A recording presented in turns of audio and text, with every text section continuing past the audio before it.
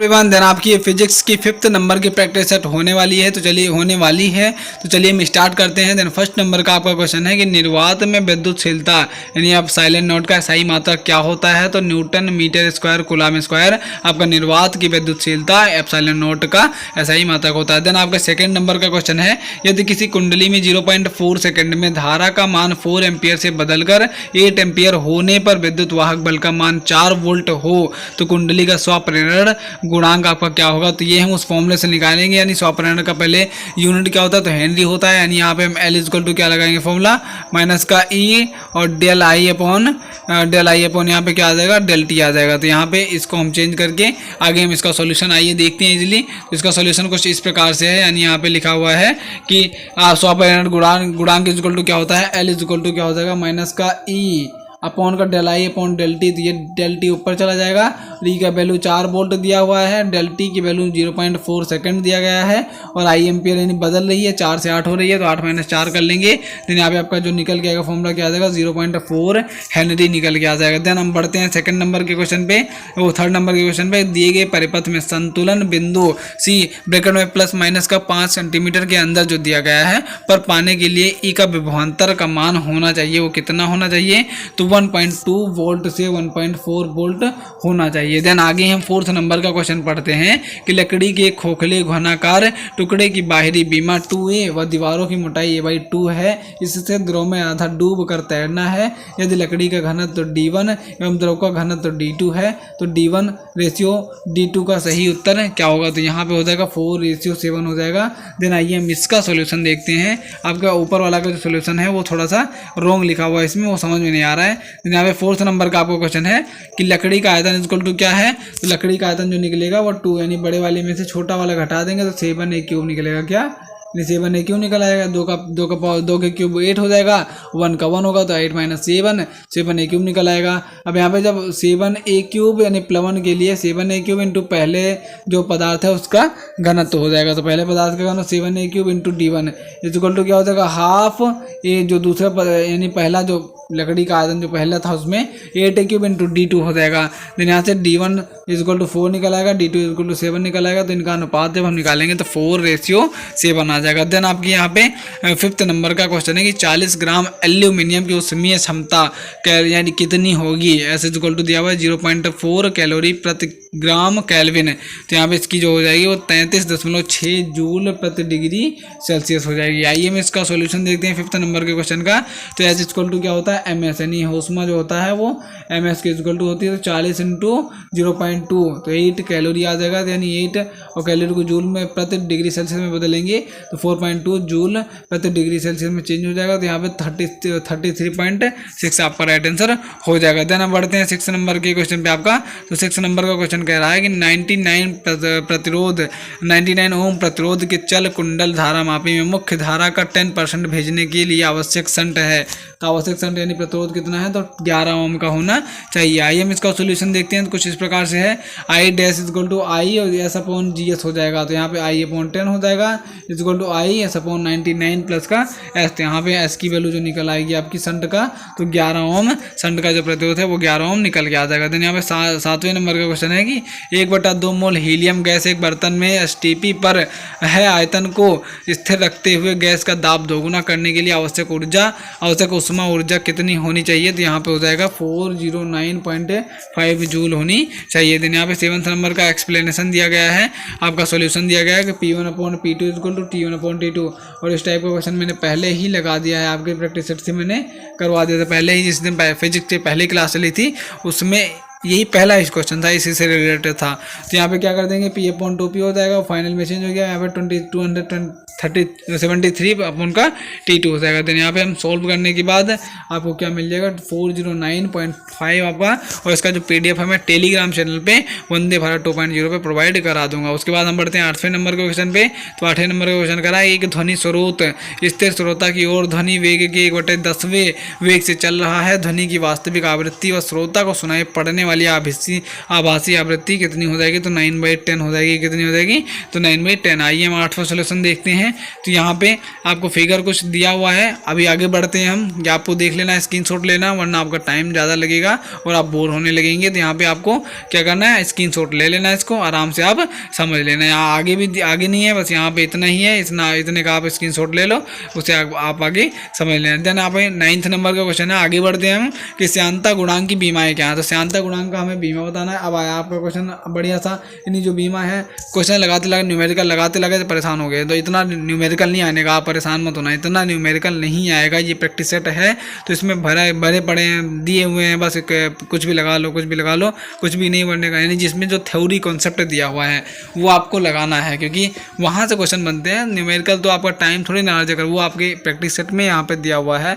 वहाँ पे लगभग आपके कॉन्सेप्ट ज़्यादा रहेंगे, न्यूमेरिकल थोड़ा सा कम रहेंगे। बस कह सकते हो 1 2 5 मैक्सिमम आ सकते हैं। 40 क्वेश्चन है तो उसमें 5 न्यूमेरिकल आ गए, या 8 9 10 आ गए, 10 भी आ गए, तो 30 आपके कॉन्सेप्ट आएंगे। वो आपको करना है, आप प्रैक्टिस सेट लगाइए। अभी धीरे आगे मिलेंगे। अभी तो ये क्या है, पहला है ना, तो पहले में क्या रहता है कि पहला क्वेश्चन देख के डर जाओ, बस आप न्यूमेरिकल है डर जाओ, आगे पढ़ो ही ना। तो यहाँ पे आगे भी आपके कॉन्सेप्चुअल क्वेश्चंस आने वाले हैं, तो आप परेशान मत होइएगा, घबराइएगा नहीं। तो जन आगे बढ़ते हैं हम। यहाँ पे श्यानता गुणांक की बीमा कितनी हो जाएगी, तो हो जाएगी ml इनवर्स t की पावर -1 हो जाएगी। यहाँ पे कुछ इस प्रकार से दिया हुआ, श्यानता गुणांक equal to eta equal to क्या हो जाएगा, इसे पढ़ते हैं ईटा। तो बल अपॉन क्षेत्रफल गुणे वेग प्रवणता होती है। तो बल का यह जो बीमीय सूत्र होता है ml t की पावर -2, और जो क्षेत्रफल होता है बल की पावर क्षेत्रफल L² होता है, और यहाँ पे वेग प्रवणता होती है t की पावर -1। तो यहाँ पे इसकी जब सोल्व करने के बाद हम ml इनवर्स t की पावर -1 यहाँ से निकल के आएगा। देन हम 10th नंबर का आपका क्वेश्चन पढ़ते हैं। 10th नंबर का क्वेश्चन कुछ इस प्रकार से है कि वस्तु जिसका विस्थापन y मीटर समय में t सेकंड में है के साथ समीकरण y = इतना के अनुसार बदलता है, कितने समय पश्चात वो विराम में आ जाएगी। तो वो कह रहा है 12 सेकंड पश्चात वो आपका विराम में आ जाएगी। देन यहाँ पे हम देखते हैं सोल्यूशन 12 सेकंड में आती है कि नहीं आती है। तो y = -2/3 t² प्लस का 16t प्लस का 2। तो यहाँ पे v हमने वेलोसिटी निकाल लिया, इसका डेरिवेशन कर लिया, तो -4/3t प्लस का 16 आ गया। t = क्या आ गया यहाँ पे, सच में आपका 12 सेकंड आ ही गया। दिन आपका बढ़ते हैं 11th नंबर का क्वेश्चन है आपका।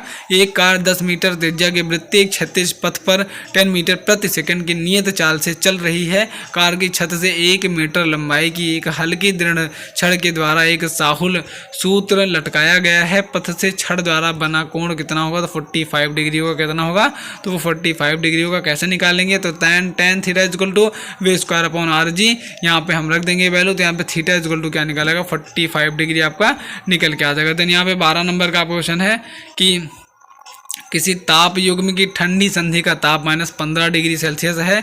इस युग्म का उदासीन ताप 285 डिग्री सेल्सियस है। तो उत्क्रमण ताप का मान कितना हो जाएगा, तो हो जाएगा 385 डिग्री सेल्सियस। यहाँ पे कैसे आ जाएगा, आइए हम देखते हैं। तो उत्क्रमण ताप उदासीन ताप से उतना ही ऊंचा होता है जितना ताप युग्म की ठंडे युग्म का ताप उससे नीचे होता है। यहाँ पे 285 माइनस का 15 आ जाएगा, तो प्लस इसमें ऐड हो जाएगा =3। तो TI = 285 प्लस का 3 आपका 585 डिग्री सेल्सियस आपका आ जाएगा। देन आगे बढ़ते हैं हमें 13 नंबर का आपका क्वेश्चन है कि दो स्थानों के मध्य एक कार चलती है। यात्रा का आधा भाग वह 40 किलोमीटर प्रति घंटा से तथा दूसरा आधा भाग 60 किलोमीटर प्रति घंटा से चलती है। तो कार का औसत वेग हमें बताना है। तो 40 किलोमीटर प्रति घंटा आपका कार का औसत वेग आ जाएगा। आप कैसे निकालेंगे, दो फॉर्मूले यहाँ पे। तो यहाँ पे आधा भाग यानी आपका जो डिस्टेंस है वो सेम है, तो यहाँ पे डायरेक्ट लगा देंगे। यानी आपका डायरेक्ट नहीं, यहाँ पे क्या फॉर्मूला लगा देंगे, तो 2ab यानी 2 आपका यहाँ पे फॉर्मूला मैं बता रहा हूँ, यहाँ पे लगेगा आपका 2ab अपॉन का क्या हो जाएगा a प्लस का b। यानी यहाँ पे आपका एक की जगह कोई भी रख दो आप, 40 60 कोई भी रख देंगे। देन यहाँ पे सोल्व करने पे क्या आ जाएगा, 2 × 40 यहाँ पे 40 × 60 कर देंगे अपॉन का क्या आ जाएगा, यानी यहाँ पे 100 आ जाएगा दोनों जोड़ने पे। अब 2 0 से 2 0 कट गया ना। अब 6 चौको 24 और 24 दोनों क्या आ गया, 48 आ गया। तो यहाँ पे हमने यहीं पे सोल्व कर दिया, तो 48 किलोमीटर प्रति घंटा आपका राइट आंसर हो जाएगा। देन 14 नंबर का आपका क्वेश्चन है कि नाभिकीय समीकरण में 92 uranium 239 Gibbs out 93 uranium 239 plus का x। तो x का उत्पाद जो होगा वो कितना होगा, तो एक इलेक्ट्रॉन यहाँ पे निकल गया, यानी 72 के बाद वो निकल गया।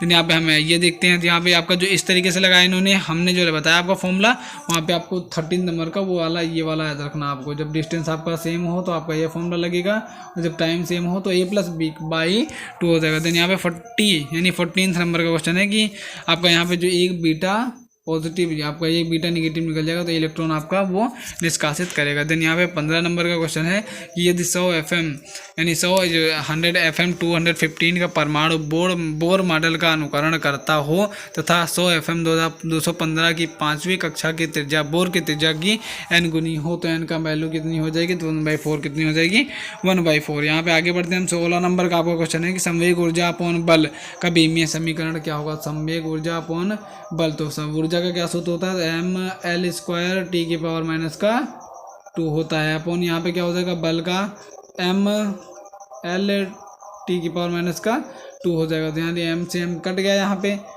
लेकिन यहाँ पे संवेग ऊर्जा लिखा हुआ है, इसका कुछ अलग ही होगा, तो यहाँ पे इसका यही याद कर लेना आप, mL² T⁻⁻1 हो जाएगा। देन यहाँ पे 15 नंबर का आपका सोल्यूशन यहाँ पे देख लेना है। 16 नंबर मैंने बता ही दिया, mL² T⁻⁻1 आ जाएगा। देन हम आगे बढ़ते हैं। 17 नंबर का क्वेश्चन है कि एक कण 25 सेंटीमीटर त्रिज्या के वृत्त पर 2 परिक्रमण प्रति सेकंड की गति से चल रहा है। कण का मीटर प्रति सेकंड स्क्वायर में त्वरण कितना हो जाएगा, तो वो हो जाएगा कितना आपका, तो वो आपका हो जाएगा 4π²। ये कैसे होगा आपका सॉल्यूशन इसका देखते हैं। तो यहाँ पे अल्फा = r ओमेगा होता है, तो r = 25 centimetre 0.25 metre, omega = 4π radian प्रति सेकंड है, तो अल्फा = क्या आ जाएगा 0.25 × 16π², तो यहाँ पे 4π² मीटर प्रति सेकंड स्क्वायर इसका त्वरण आ जाएगा। तो यहाँ पे 18 नंबर का क्वेश्चन है कि एक गैस में 2 तरंगे जिनकी तरंग दैर्घ्य क्रमशः 1 मीटर तथा 1.01 मीटर है, 1 सेकंड में 4 विस्पंद उत्पन्न करती है, तो उस गैस की ध्वनि में चाल कितनी होगी, तो 404 मीटर प्रति सेकंड हो जाएगी। देन यहाँ पे इसका सॉल्यूशन हम देखते हैं कुछ इस प्रकार से है, n1 - n2 = v/1 - का v/1.01 हो जाएगा। 4 यहाँ पे सॉल्व करने पे आपका 404 मीटर प्रति सेकंड एग्जैक्ट मिल जाएगा। उसके बाद 19 नंबर का आपका क्वेश्चन है कि 1 मीटर सेतु की बाईं रेखते में 5 ओम का प्रतिरोध तथा दूसरी रेखते में 15 ओम का प्रतिरोध जोड़ा जाता है। संतुलन बिंदु की स्थिति है, संतुलन बिंदु की जो स्थिति होगी वो कितनी होगी, 25 सेंटीमीटर हो जाएगी। इसके आपका देख सकते हो, यहाँ पे व्हीट स्टोन या आपका मीटर सेतु जो होता है वो इसको फॉलो करता है, तो PQ/R/S हो जाएगा। तो यहाँ पे हम इसको रखने के बाद L का जो लेंथ निकल आएगा वो कितना आ जाएगा, 25 सेंटीमीटर हो जाएगा।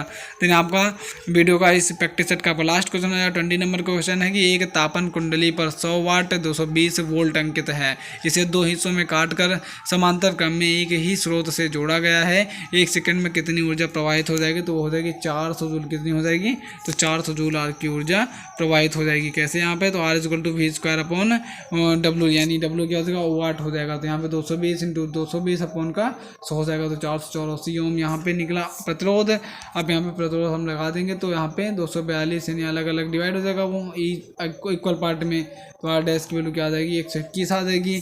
उसके बाद आगे यानी H = VCT, यहाँ पे VCT v² K × T हो जाएगा। तो यहाँ से हम जब रखेंगे तो आपका 400 जूल आपका उसमें फाइंड हो जाएगी। देन कैसी लगी आपको ये वीडियो हमें बताइएगा कमेंट सेक्शन में।